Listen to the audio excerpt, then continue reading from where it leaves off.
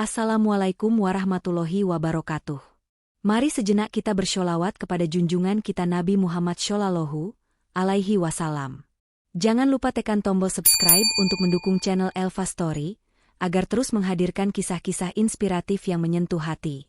Pernahkah kalian mendengar kisah nyata seorang wanita biasa yang tanpa diduga menjadi istri seorang pria Arab kaya? Bagaimana mungkin cinta hadir dari balik meja resepsionis di negeri asing? Dan mengapa kisah ini begitu layak untuk kalian dengarkan hingga akhir? Karena kadang, takdir Allah datang dari arah yang tak kita duga. Namanya Naila. Usianya baru 24 tahun saat ia menjejakkan kaki untuk pertama kalinya di kota Riyadh, Arab Saudi. Ia tidak datang sebagai turis, bukan pula sebagai pelajar. Naila datang sebagai pekerja. Seorang resepsionis hotel yang direkrut dari Indonesia melalui agen kerja resmi. Meski wajahnya manis dan tutur katanya lembut, Naila bukan tipe yang suka menarik perhatian. Ia datang dengan tujuan jelas, bekerja dengan baik, mengirim uang untuk ibu dan adiknya di kampung, lalu pulang dengan tabungan yang cukup untuk membuka usaha kecil. Hotel tempat Naila bekerja bukanlah hotel biasa. Letaknya tersembunyi di kawasan elit Riyadh. Hotel itu milik keluarga Al-Mansur, salah satu keluarga terpandang yang memiliki usaha di bidang properti dan perhotelan. Hotel butik itu sering menerima tamu penting, mulai dari diplomat asing hingga keluarga kerajaan dari negara tetangga. Hari-hari pertama Naila di hotel berjalan tanpa hambatan. Ia bekerja dengan penuh dedikasi. Pagi ia datang lebih awal dari jadwal, malam ia tak pernah mengeluh jika harus lembur. Satu-satunya hal yang membuat Naila kadang gugup adalah ketika ia melihat pria muda tinggi dan tampan dengan jenggot tipis yang rapi berjalan melewati meja resepsionis. Pria itu jarang bicara, tapi setiap langkahnya penuh wibawa. "Siapa dia?" tanya Naila suatu hari pada rekan kerjanya. "Aminah." "Itu Tuan Tarik, putra pemilik hotel," jawab Aminah pelan. "Dia pemegang saham utama sekarang. Sering datang mengecek operasional, tapi tak banyak bicara." Naila mengangguk pelan, mencoba untuk tidak terlalu memikirkan. Tapi anehnya, hampir setiap sore saat shift Naila dimulai, Tuan Tarik muncul di lobi. Kadang hanya berdiri menatap taman dari balik kaca, kadang duduk membaca koran, dan kadang hanya menatap meja resepsionis, diam tanpa kata. Suatu sore, ketika Naila sedang mencatat kedatangan tamu, sebuah suara berat menyapanya. "Kamu dari Indonesia?" Naila terkejut. Ia mendongak dan mendapati Tuan Tarik berdiri di hadapannya. "Iya, Tuan. Saya dari Yogyakarta," jawabnya dengan suara rendah, menahan gemetar. Tarik mengangguk kecil. "Aku pernah ke sana. Waktu kecil. Ingat Borobudur, nasi gudeg, dan senyum orang-orangnya." Naila hanya tersenyum kikuk. Dalam hatinya, ia bertanya-tanya mengapa pria seperti Tarik, yang begitu jauh dari kehidupannya, menyapa dirinya yang hanya resepsionis biasa. Hari-hari berikutnya, percakapan singkat itu seolah menjadi pembuka kebiasaan baru. Tuan Tarik mulai sering menyapanya. Kadang hanya bertanya kabar, kadang mengomentari cuaca, atau bertanya menu makan siang staf. Bahkan suatu hari, ia datang membawa sekotak makanan dari restoran Indonesia langganan ekspat di Riyadh. "Coba ini," katanya sambil menyerahkan kotak itu. "Tapi jangan bilang ke yang lain. Ini spesial." Naila hanya bisa menunduk. "Terima kasih, Tuan." Dari balik meja resepsionis, Naila mulai merasakan keganjilan di hatinya. Bukan karena ia berani berharap pada pria seperti Tarik, tapi karena ia tahu, semakin ia mengenal Tuan Tarik, semakin ia takut hatinya menyimpan rasa yang tak seharusnya tumbuh. Namun yang lebih membuatnya bingung, bukan perasaannya sendiri, tapi sikap Tarik yang makin hari makin berbeda. Pria itu tak lagi terlihat seperti atasan. Tatapan matanya, caranya memanggil nama Naila, bahkan perhatiannya yang kecil namun tulus, seolah menyimpan sesuatu yang lebih dari sekadar hubungan profesional. Hingga suatu malam, Naila dipanggil secara mendadak ke ruang kerja Tuan Tarik. Panggilan yang membuat seluruh tubuhnya dingin karena gugup. Ia pikir ada masalah dengan kerjanya. Begitu pintu terbuka, Tarik menatapnya dari balik meja. "Aku butuh bantuanmu, Naila," katanya. "Ada tamu dari Malaysia. Butuh penerjemah sementara. Kamu bisa bantu?" Naila mengangguk.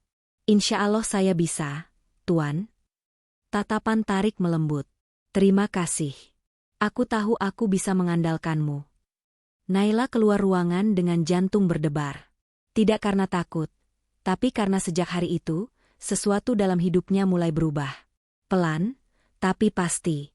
Dari balik meja resepsionis, ada cerita yang sedang tumbuh. Sebuah cerita yang entah akan berakhir bahagia atau menyakitkan. Sejak malam itu, ketika Naila membantu menerjemahkan untuk tamu asal Malaysia, posisi Naila mulai diperhatikan oleh manajemen hotel.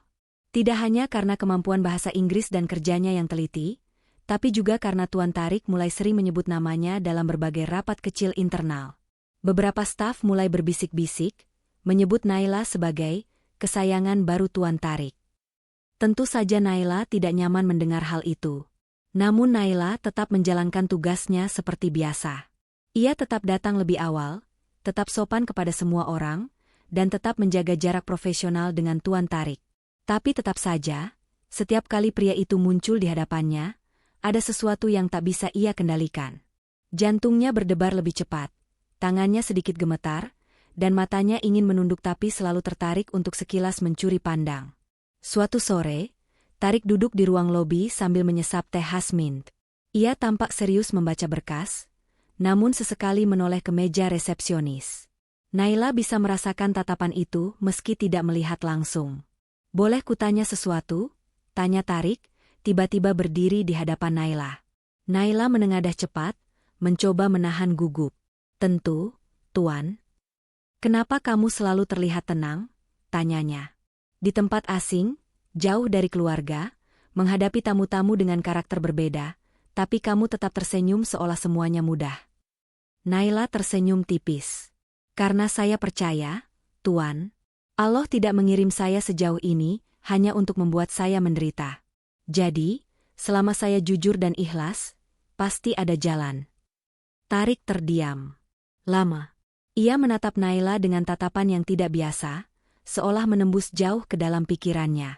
Lalu ia berujar, orang-orang seperti kamu langka, Naila. Naila menunduk cepat, menahan rasa yang berkecamuk di dadanya. Ia tak ingin terlalu percaya pada kata-kata manis itu. Karena siapa dia? Hanya pegawai biasa.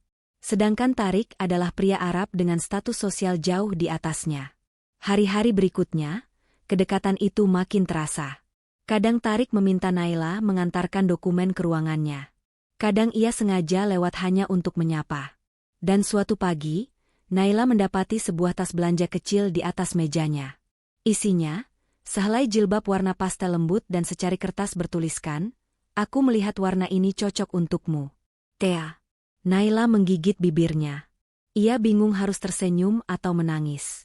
Bukan karena hadiah itu, tapi karena rasa dalam dirinya yang makin sulit disangkal. Namun segalanya berubah saat sebuah insiden kecil terjadi di hotel. Sore itu, seorang tamu penting dari Emirat kehilangan dompetnya di restoran hotel. Setelah pencarian dan pemeriksaan CCTV, Naila menjadi satu-satunya staf yang sempat lewat di area tersebut sekitar waktu yang sama. Manajer hotel mulai mencurigainya. "Kami tidak menuduh, tapi ini hanya prosedur," kata manajer, agak kaku. "Kami akan periksa kamar staf dan barang bawaan." Naila terdiam. Ia tahu ini adalah ujian. Air matanya hampir jatuh, tapi ia menahannya.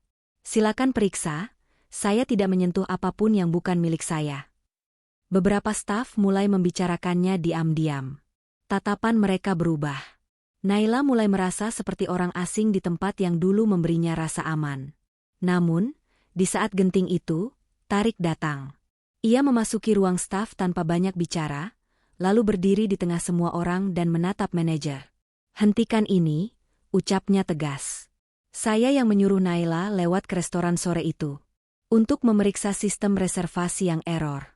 Dan saya tahu, dia bukan orang yang akan melakukan hal keji seperti mencuri." Semua terdiam. Naila hanya bisa menatapnya dengan mata berkaca-kaca. Tarik melanjutkan, "Kalau kalian masih bersikeras menuduh, periksa juga seluruh rekaman CCTV lantai atas. Tapi saya jamin, kalian tidak akan menemukan apa-apa." Manajer akhirnya mundur, dan investigasi itu dihentikan. Naila dibebaskan dari tuduhan. Malam harinya, Tarik memanggil Naila ke taman hotel. Di bawah cahaya lampu gantung dan semilir angin gurun, pria itu berkata, "Kamu tahu, Naila, sejak pertama kali aku lihat kamu tersenyum melayani tamu, aku tahu kamu bukan wanita biasa." Naila menatapnya dengan ragu. "Tuan, kenapa melakukan semua ini untuk saya?" Tarik menatap langit sejenak, lalu kembali menatap Naila dengan tenang. "Karena mungkin, hatiku sudah memilih." Perkataan itu membuat Naila terdiam. Ia tahu hatinya sedang diguncang, tapi ia juga sadar, hidupnya tidak semudah kisah dalam drama. Apakah semua ini nyata? Ataukah hanya ujian sebelum ia benar-benar diuji lebih dalam? Satu hal yang ia tahu, sejak hari itu, hubungan antara dirinya dan Tuan Tarik tidak akan pernah sama lagi. Sejak kejadian itu, hubungan Naila dan Tarik berubah. Tidak lagi sekadar interaksi antara atasan dan staf. Kini ada semacam keheningan yang penuh makna di antara mereka. Setiap sapaan, setiap tatapan, bahkan setiap langkah yang saling mendekat, terasa mengandung sesuatu yang lebih dari sekadar kebetulan. Namun Naila tetap menjaga sikapnya. Ia tetap membatasi diri, meski hatinya tak mampu lagi menyangkal bahwa ia mulai mengharapkan kehadiran pria itu setiap hari. Suatu siang, saat lobi hotel sedang sepi, Tarik datang membawa 2 gelas kopi. Ia menyerahkan 1 gelas kepada Naila dan duduk di sofa dekat meja resepsionis. "Aku tahu kamu lebih suka teh," ucapnya sambil tersenyum kecil, "tapi hari ini kamu butuh sesuatu yang lebih kuat. Lihat wajahmu, seperti tak tidur semalam." Naila menerimanya pelan. "Terima kasih, Tuan. Saya hanya banyak berpikir." Tarik menatapnya serius. "Tentang tuduhan kemarin?" Naila mengangguk, lalu menatap lantai. "Saya tahu saya tidak salah. Tapi tetap saja, rasanya berat dituduh seperti itu, apalagi di negeri orang." Tarik menarik napas panjang. "Itulah mengapa aku marah waktu tahu kamu difitnah. Aku tidak suka orang meragukan kamu." Naila menunduk dalam. Dalam hati, ia berkata lirih, "Tapi justru yang paling aku takuti adalah dirimu. Karena perhatianmu membuat aku terlalu berharap." Kabar kedekatan mereka akhirnya menyebar. Beberapa staf mulai menunjukkan sikap dingin. Ada yang terang-terangan tak menyapa Naila, ada yang menyindir diam-diam. Aminah, teman satu kamar Naila, akhirnya bertanya, "Naila, kamu dan Tuan Tarik ada sesuatu?" Naila terdiam lama sebelum menjawab, "Tidak ada. Aku hanya pegawai." Dia hanya bersikap baik. Tapi hatinya tak sepenuhnya percaya kata-katanya sendiri. Suatu malam, Tarik kembali memanggil Naila ke taman belakang hotel. Kali ini suasananya lebih tenang, lebih lembut. Lampu-lampu kecil menyala redup, dan angin gurun membawa wangi samar bunga yang ditanam di sudut taman. Tarik berdiri, menatap kolam kecil di tengah taman. Naila menghampiri perlahan, jaga jarak. Lalu Tarik berbicara. "Naila, aku tahu dunia kita berbeda. Aku tahu ini mungkin sulit untukmu. Tapi aku tidak ingin terus berpura-pura." Naila menahan napas. "Aku menyukaimu," lanjut Tarik. "Dan bukan karena kamu cantik atau lembut. Tapi karena kamu membuatku ingin jadi orang yang lebih baik. Kamu sederhana, tapi penuh makna." Naila terdiam. Jantungnya berdetak cepat. Tapi di saat yang sama, pikirannya kacau. Ia tahu betapa besar perbedaan antara dirinya dan Tarik. Ia hanyalah wanita sederhana dari kampung kecil. Sedangkan Tarik adalah pria Arab dari keluarga terpandang, pewaris hotel mewah dan bisnis keluarga. "Tuan," suara Naila serak, "saya tidak tahu harus berkata apa." Tarik mendekat selangkah. "Aku tidak ingin memaksamu. Aku hanya ingin kamu tahu, rasa ini tidak main-main. Tapi aku juga tahu, kamu butuh waktu." Dan Naila memang butuh waktu. Malam itu ia tak bisa tidur. Kata-kata Tarik terngiang terus di telinganya. Ia bahkan tak tahu apakah ia harus merasa bahagia atau takut. Karena jika ia menerima perasaan itu, maka seluruh hidupnya akan berubah. Ia tak lagi bisa menjadi resepsionis biasa. Ia akan menjadi sorotan. Dan yang lebih menakutkan, bagaimana keluarga Tarik akan menerimanya? Namun sebelum Naila sempat menemukan jawabannya, ujian berikutnya datang lebih besar dari sebelumnya. Pagi itu, Naila menerima surat. Bukan dari staf hotel. tapi dari bagian manajemen. Sebuah surat peringatan karena terlalu dekat dengan atasan dan menyebabkan gangguan profesionalisme kerja di lingkungan staf. Tangannya gemetar saat membacanya. Tarik mengetahui hal itu dan langsung marah. Ia mendatangi kantor manajer dan menggebrak meja. Kalian pikir siapa kalian? Berani-beraninya mengganggu staf saya hanya karena kalian cemburu. Manajer mencoba menjelaskan, kami hanya ingin menjaga reputasi hotel, Tuan. Reputasi? Tarik menyipitkan mata. Reputasi rusak bukan karena Naila, tapi karena kalian membiarkan fitnah menyebar dan staf saling menjatuhkan. Hari itu, semua manajer dipanggil ke ruang rapat. Tarik membuat keputusan besar. Ia akan menangani langsung divisi pelayanan dan merevisi struktur internal. Semua staf diminta untuk memperbaiki etika kerja atau siap menghadapi pemotongan kontrak. Tindakan itu membuat suasana hotel berubah drastis. Dan Naila makin jadi pusat perhatian. Malamnya, saat duduk sendirian di kamar, Naila menangis. Bukan karena takut, tapi karena ia merasa tak layak mendapatkan semua perlindungan itu.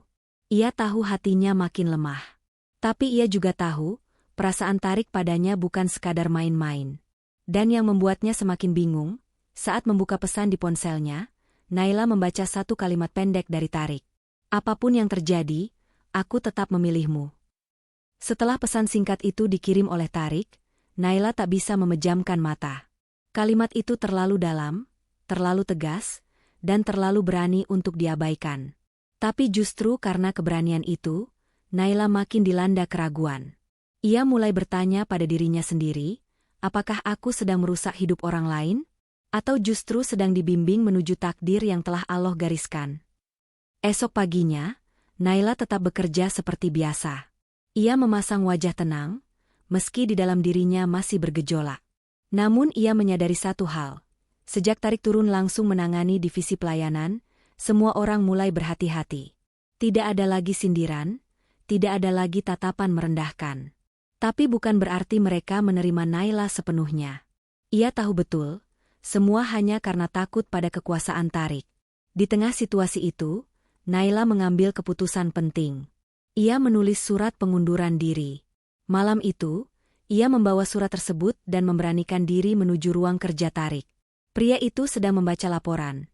Namun begitu melihat Naila masuk, ia langsung menyimpan dokumen dan berdiri.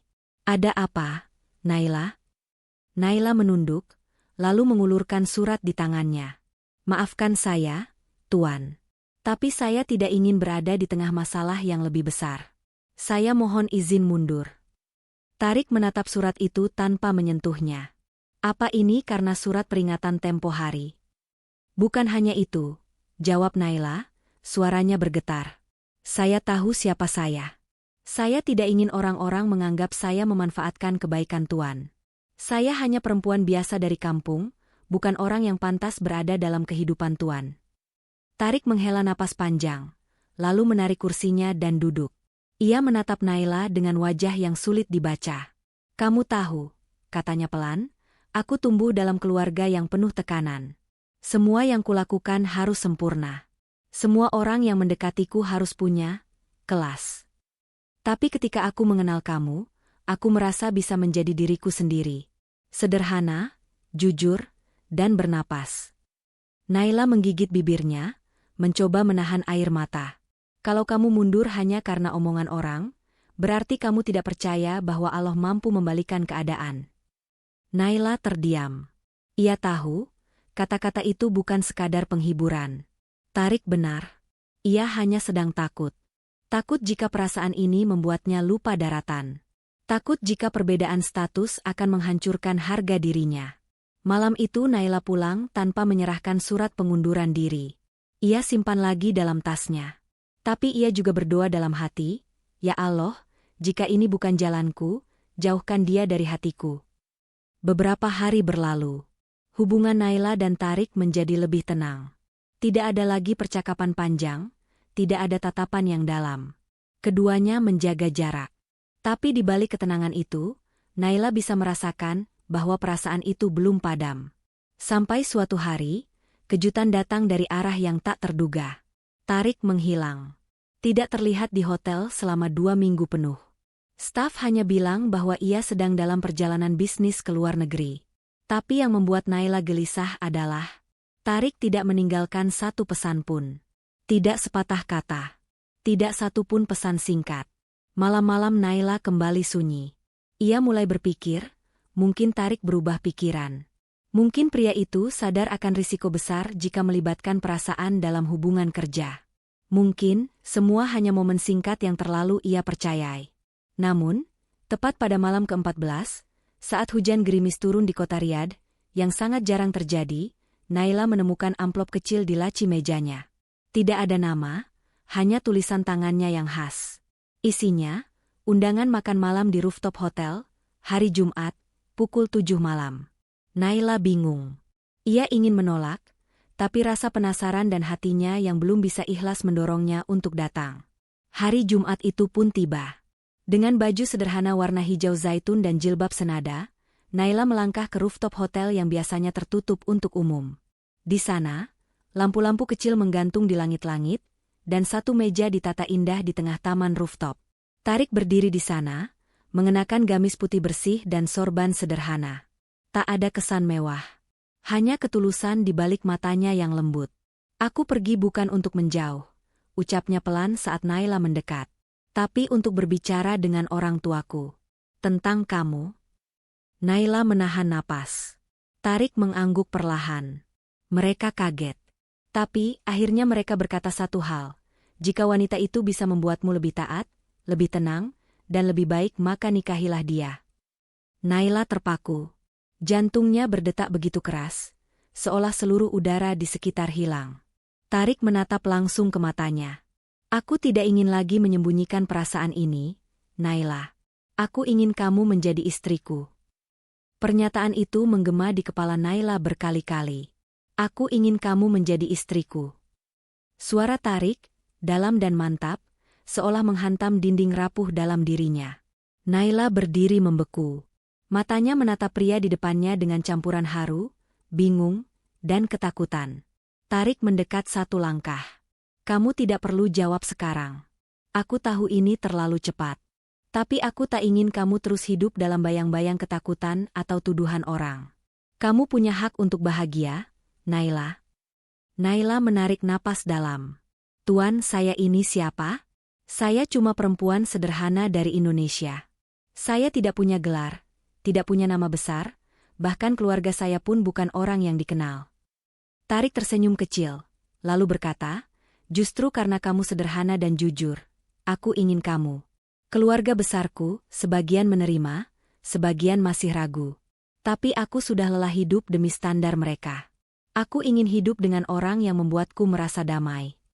Malam itu, Naila tidak memberi jawaban.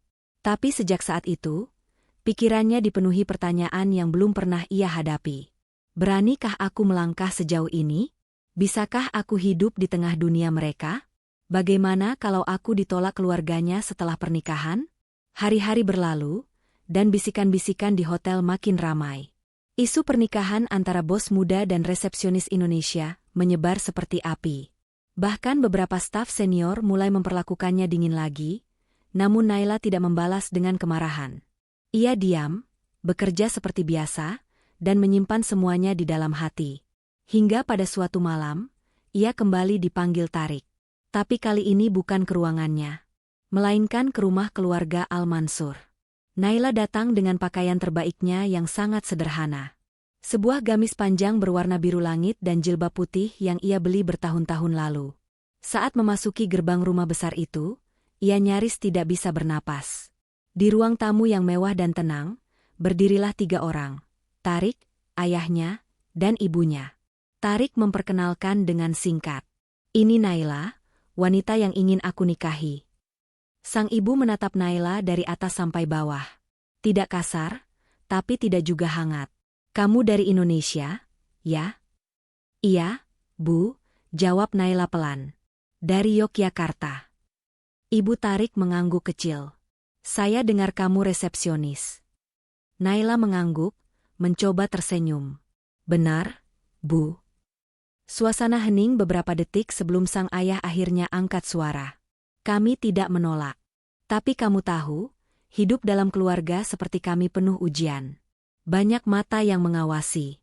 Banyak orang yang ingin melihat kami jatuh. Naila menunduk. Saya tidak mencari kemewahan, Pak. Saya hanya ingin hidup tenang dan halal. Jika Allah ridho, maka saya akan ikuti kemana langkah ini membawa. Kalimat itu membuat Ibunda Tarik memandangnya lebih lama. Kali ini tanpa sinis, tapi seperti sedang menilai dalam-dalam. Akhirnya, setelah jamuan teh sederhana, Ibunda Tarik hanya berpesan, kalau kamu benar-benar masuk ke keluarga ini, jangan pernah kehilangan siapa dirimu. Kami tidak butuh istri yang sempurna. Tapi kami butuh wanita yang bisa membuat anak kami tetap teguh pada jalan Allah. Saat pulang malam itu, Naila menangis diam-diam di dalam mobil. Bukan karena takut, tapi karena ia merasa seperti sedang berdiri di ujung jurang yang lebar. Di balik jurang itu ada kehidupan baru. Tapi untuk mencapainya, ia harus melompat dengan seluruh keberanian yang ia punya. Esok harinya, Tarik menemui Naila di lobi hotel. Wajahnya lebih santai daripada biasanya, tapi sorot matanya menunggu sebuah jawaban. Aku tidak akan mendesak, katanya, tapi aku ingin tahu, apakah kamu bersedia menjalaninya bersamaku? Naila menatapnya, dalam dan jujur. Kalau Tuan bersedia menerima saya apa adanya, dan bersedia hidup bukan hanya dengan cinta, tapi dengan keyakinan bahwa kita berdua adalah jalan yang dipertemukan oleh Allah, maka saya siap. Wajah Tarik berubah seketika. Senyum lebar merekah di wajahnya. Ia menunduk pelan dan berucap, Alhamdulillah. Hari itu menjadi hari yang tidak pernah dilupakan Naila. Tapi perjalanan menuju pernikahan mereka bukanlah hal mudah. Tarik harus melibatkan pengacara keluarga, menyusun dokumen nikah lintas negara, dan memastikan pernikahan mereka sah secara agama dan hukum. Naila juga harus mengikuti kelas pranikah yang diwajibkan bagi WNA, dan beberapa pemeriksaan administratif lainnya. Namun satu hal yang membuat Naila merasa sangat dijaga. Tarik tak pernah meninggalkannya sendirian dalam proses itu. Bahkan saat Naila harus ke kantor urusan luar negeri untuk legalisasi dokumen, Tarik menemaninya dari pagi hingga sore, menunggu di luar ruangan, hanya agar ia tidak merasa sendirian. Sampai akhirnya, tanggal itu pun tiba. Tanggal yang akan mengubah seluruh hidup Naila. Pernikahan yang tak diumumkan secara besar-besaran. Hanya keluarga inti, 2 saksi, dan seorang kadi. Tak ada pesta mewah. Hanya sebuah janji suci di hadapan Allah. Dan saat ijab kabul diucapkan oleh Tarik dengan suara mantap, mata Naila berkaca-kaca. Kini, pria yang dulu hanya sekadar sosok yang sering muncul di lobi, telah resmi menjadi suaminya. Hari itu, langit Riyadh terasa lebih teduh dari biasanya. Angin gurun berembus pelan melewati teras rumah keluarga Al-Mansur. Di ruang tamu yang tenang, Naila duduk bersimpuh di atas karpet Persia yang lembut, di samping Tarik yang kini sah menjadi suaminya. Semua berjalan tanpa pesta, tanpa musik, tanpa keramaian. Tapi di dalam hati Naila, ini adalah hari paling besar dalam hidupnya. Hari yang dulu hanya ada dalam doa-doanya, kini nyata di hadapannya. Ia telah menikah. Dan suaminya adalah pria Arab yang dulu hanya dia memperhatikannya dari balik meja resepsionis. Setelah akad, Ibunda Tarik menghampirinya. Wanita itu memeluk Naila sebentar, lalu berkata, kamu bukan hanya istri anakku, tapi juga bagian dari keluargaku. Kamu datang dari jauh, maka kami akan menjadi rumah barumu. Naila tak bisa menahan tangisnya. Ia mencium tangan ibu mertuanya dan hanya mampu mengucap lirih, terima kasih, Bu. Beberapa hari setelah pernikahan, kehidupan Naila berubah total. Ia tak lagi bangun pagi untuk mengenakan seragam resepsionis. Ia tak lagi berdiri berjam-jam di balik meja menyambut tamu. Kini, ia tinggal di rumah besar milik keluarga Al-Mansur, dengan pelayan yang siap membantu kapan saja, dengan kamar seluas rumah kontrakan di kampungnya dulu. Namun meski hidupnya berubah, Naila tetap menjaga kesederhanaannya. Ia tetap mencuci pakaiannya sendiri. Tetap menyeduh teh untuk Tarik setiap pagi. Bahkan, ia meminta izin pada ibu mertuanya untuk belajar memasak hidangan Arab, agar bisa menyiapkan makan malam untuk suaminya sendiri. Tarik sangat menghargai itu semua. Di matanya, Naila bukan hanya istri. Ia adalah penyejuk. Tempat pulang setelah seharian berjibaku dengan bisnis keluarga. Perempuan yang mengingatkannya untuk sholat saat azan berkumandang. Yang membacakan Quran saat malam menjelang, meski suara kecilnya nyaris tenggelam oleh suara angin gurun. Namun tentu saja, hidup baru itu tak semuanya manis. Sebulan setelah pernikahan mereka, keluarga besar Tarik mulai menunjukkan resistensi. Para sepupu, bibi, dan paman Tarik mulai mempertanyakan pilihan Tarik menikahi seorang pegawai asing biasa. Mereka tidak berteriak atau memaki, tapi sindiran halus mulai muncul di setiap pertemuan keluarga. Anak Indonesia itu tidak akan tahu cara menjadi istri pengusaha Arab. Dia mungkin baik, tapi terlalu lugu untuk memahami politik keluarga. Naila mendengarnya. Diam-diam. Kadang lewat pintu yang sedikit terbuka. Kadang dari para pelayan yang tanpa sengaja membicarakannya. Ia tidak mengadu pada Tarik. Tidak juga menangis. Tapi suatu malam, setelah makan malam, ia duduk bersama Tarik di beranda rumah. Dengan suara pelan, Naila berkata, "Kalau suatu hari kamu merasa malu memiliki istri sepertiku, aku rela kembali ke tempat semula." Tarik menatapnya lama. Wajahnya berubah serius. "Aku mencintaimu bukan untuk disembunyikan, Naila. Aku mencintaimu untuk diperjuangkan," katanya. "Dan kalau harus menyingkirkan mereka yang tidak ridho, maka akan kulakukan." Malam itu, Tarik berbicara dengan ayahnya. Ia meminta untuk memisahkan urusan rumah tangganya dari urusan bisnis keluarga. Ia ingin hidup mandiri bersama Naila, membangun rumah sendiri, dan tidak lagi bergantung pada fasilitas keluarga. Keputusan itu mengejutkan semua pihak. Banyak yang menuduh Naila sebagai penyebab perpecahan. Tapi Tarik tetap teguh. Ia membeli rumah kecil di pinggiran Riyadh, tak semewah rumah keluarga besarnya, namun cukup untuk memulai hidup baru dengan tenang. Saat rumah itu selesai direnovasi, Naila berdiri di ambangnya. Ia melihat ke sekeliling, dinding warna pasir, jendela besar yang menghadap taman kecil, dan sajadah yang sudah digelar di pojok ruang tamu. "Ini rumah kita," kata Tarik sambil menggandeng tangannya. "Rumah yang dibangun dari keberanian, bukan dari warisan." Naila menunduk. Air matanya menetes. Kali ini bukan karena sedih, tapi karena bahagia yang terlalu dalam. Kini, ia bukan lagi resepsionis yang berdiri di balik meja. Ia adalah istri dari pria yang dulu hanya dipandang dari jauh. Ia tidak lagi menyapa tamu dengan senyum formal, tapi menyambut suaminya pulang dengan pelukan hangat dan doa yang lembut. Musim panas mulai menyengat Riyadh. Suhu siang hari bisa mencapai hampir 50 derajat. Namun panas itu tak sebanding dengan apa yang mulai menghangat di hati Naila, sebuah rasa yang diam-diam tumbuh, cemburu. Awalnya, semuanya tampak normal. Rumah baru mereka di pinggiran Riyadh mulai tertata indah. Tanaman yang Naila tanam di halaman kecil mulai tumbuh, dan suara kicau burung yang disukai Tarik selalu mengisi pagi hari mereka. Namun, kehidupan pernikahan bukan hanya tentang cinta. Ia juga tentang kepercayaan dan rasa aman. Dan hal inilah yang mulai diuji. Suatu hari, Tarik pulang lebih larut dari biasanya. Bajunya tampak lelah, dan wajahnya menyimpan kebisuan yang tidak biasa. "Ada rapat tambahan," katanya sambil membuka dasi. "Proyek ekspansi hotel akan dimulai lebih cepat dari jadwal." Naila hanya mengangguk. Ia percaya. Tapi malam itu, setelah makan malam, ia mendengar suara notifikasi ponsel Tarik berbunyi beberapa kali. Pesan itu datang dari seseorang bernama Hala. Dalam pesan itu, Naila membaca kalimat yang membuat dadanya sesak. "Aku senang kamu masih mengingat kopi kesukaanku. Bisakah kita bertemu lagi minggu depan?" Naila tidak langsung menegur.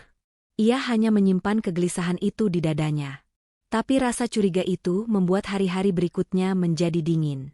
Ia mulai berbicara lebih sedikit. Wajahnya sering termenung.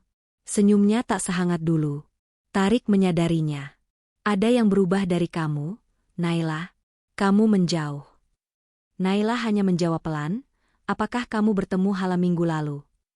Tarik terdiam. Hala adalah teman lama. Dia bekerja di perusahaan kontraktor yang menjadi mitra proyek kita. "Kami pernah dekat sebelum aku mengenalmu," jelasnya jujur. "Tapi tidak ada yang terjadi, Naila. Aku hanya menjaga hubungan kerja." Naila menatap matanya. "Tapi kenapa kamu tak pernah cerita sejak awal?" Tarik menghela napas panjang, lalu duduk di samping Naila. Karena aku tahu kamu pasti merasa tidak nyaman. Dan aku salah. Aku seharusnya jujur dari awal. Malam itu mereka bicara panjang. Naila menangis. Bukan karena Tarik berselingkuh, karena ia tidak, tapi karena rasa takut kehilangan. Takut dikalahkan oleh masa lalu yang tidak bisa ia kendalikan. Tarik menggenggam tangannya erat. Aku memilih kamu. Aku tinggalkan kemewahan keluargaku demi membangun hidup denganmu. Itu bukan keputusan kecil. Dan Hala tahu itu. Semua orang tahu itu. Tapi rasa cemburu itu, meski tak meledak menjadi pertengkaran besar, menoreh luka kecil di hati Naila. Ia mulai berpikir, apakah ia benar-benar pantas untuk dunia Tarik? Dunia yang penuh relasi bisnis, wanita-wanita cantik dari kalangan bangsawan, dan pesta-pesta gala yang tak pernah ia hadiri? Sampai suatu hari, Naila diundang menghadiri acara makan malam semi-formal di hotel milik keluarga Al-Mansur. Tarik ingin memperkenalkannya secara terbuka sebagai istrinya. Bukan hanya kepada keluarga, tapi kepada kolega dan mitra bisnis. Awalnya Naila ragu. Ia tak punya gaun yang mewah. Tak pandai berbicara di tengah-tengah tamu penting. Tapi Tarik memeluknya dan berkata, "Aku tidak butuh istri yang bisa menarik perhatian dunia. Aku butuh istri yang mampu menjaga hatiku tetap dekat dengan Allah." Hari itu, Naila memakai gaun hijau zamrud sederhana dan jilbab yang dililit rapi. Ia berdiri di sisi Tarik, menyambut tamu dengan tenang. Dan di sanalah Naila bertemu langsung dengan Hala. Perempuan itu cantik, elegan, dan pandai bicara. Tapi ketika Hala menatap Naila, lalu tersenyum dan berkata, "Kamu pasti Naila." Tarik sangat beruntung. Naila tahu bahwa ia tak perlu merasa kalah. Ia tahu bahwa kehadirannya bukan untuk dibandingkan. Setelah acara itu, Naila dan Tarik kembali ke rumah mereka dalam diam. Tapi malam itu, Naila tersenyum saat memeluk suaminya. "Aku tidak ingin sempurna, Tarik. Aku hanya ingin menjadi bagian dari perjuanganmu," katanya pelan. Dan Tarik menjawab, "Kamu bukan bagian dari perjuangan, Naila. Kamu adalah alasan kenapa aku berjuang." Musim gugur datang diam-diam ke tanah Riyadh. Udara mulai bersahabat, tidak lagi membakar seperti bulan-bulan sebelumnya. Di halaman rumah mereka yang kecil namun damai, Naila duduk di bawah pohon kurma, menulis sesuatu di buku catatannya. Sebuah kebiasaan baru sejak ia merasa lebih tenang. Di dalam rumah, Tarik tengah menelepon seseorang dari ruang kerja. Suaranya terdengar lantang, penuh energi. Ada semangat yang berbeda sejak proyek hotel cabang mereka berhasil dibuka di Jeddah. Dan lebih dari itu, kini mereka tak hanya rekan suami istri, tapi juga pasangan yang saling menopang dalam bisnis. Namun di balik semua itu, Naila menyimpan satu rahasia kecil. Sudah seminggu ia menunda mengatakan hal ini pada Tarik. Bukan karena takut, tapi karena ingin menemukan waktu yang tepat. Malam itu, setelah sholat Isya, mereka duduk di halaman sambil meminum teh mint hangat. Bintang-bintang bersinar terang di atas langit Riyadh, seolah menjadi saksi akan sebuah peristiwa yang tak biasa. "Tarik," ucap Naila pelan. "Iya, istriku," jawab Tarik sambil menatap langit. "Aku, insya Allah sedang hamil." Tarik menoleh cepat. Matanya membulat. "Kamu, yakin?" Naila mengangguk.